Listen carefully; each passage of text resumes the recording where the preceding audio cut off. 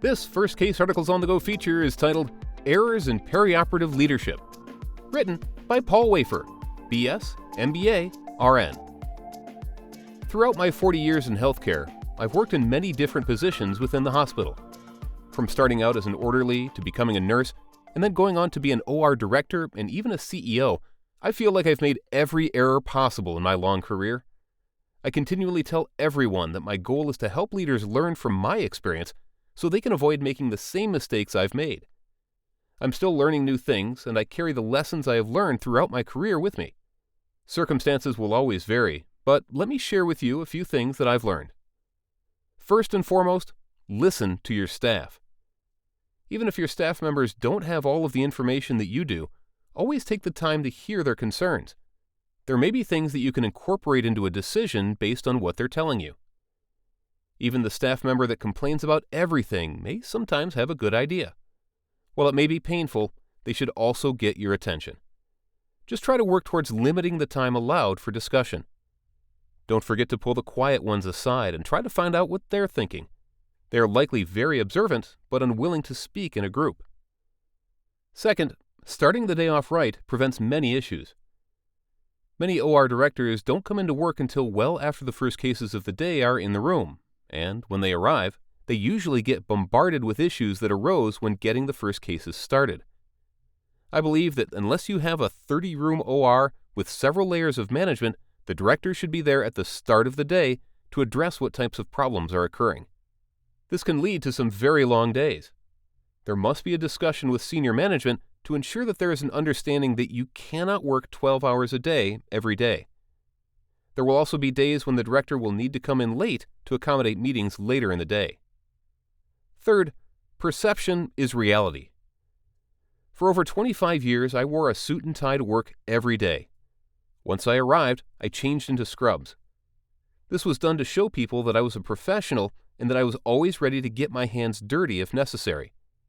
There were times when I did pitch in to assist, and I would frequently greet the surgeons as they came in to start their cases.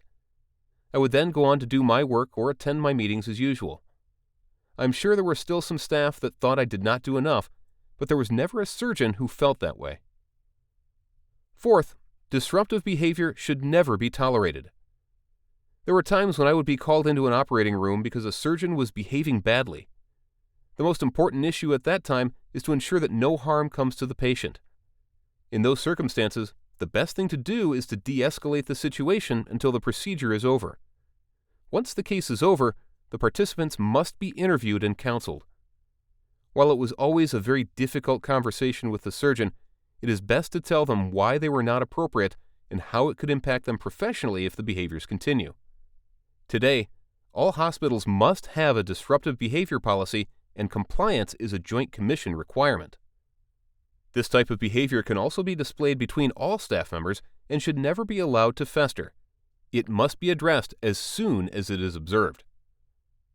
Fifth, establish relationships with the support departments that affect the perioperative areas. Don't just complain about materials management, EVS, or lab and radiology. Work collaboratively with the directors of those departments.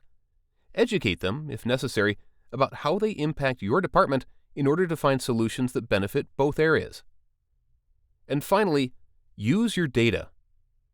We collect a considerable amount of data on a routine basis, but how frequently is it utilized? I could not wait to see my monthly reports to see how well or bad we were doing compared to our objectives. I've met numerous leaders who could not articulate what their productivity was measured against, or could even tell me what their average number of cases per month were. How can you manage if you do not know your numbers? And remember, don't complain about the reports you get, fix them if they're not right. These are just a few of the lessons I've learned over the years, and if you've been in leadership for a while, you've probably learned a few of them as well. It's always helpful, though, to hear what others have learned and improve our practice through their experience. And if you found this helpful, pass it on to another perioperative leader. Let's improve our leadership skills and come together to provide guidance and mentoring for new perioperative leaders as well. That'll do it for this week's article. As always, thanks for listening to this episode of First Case Articles on the Go.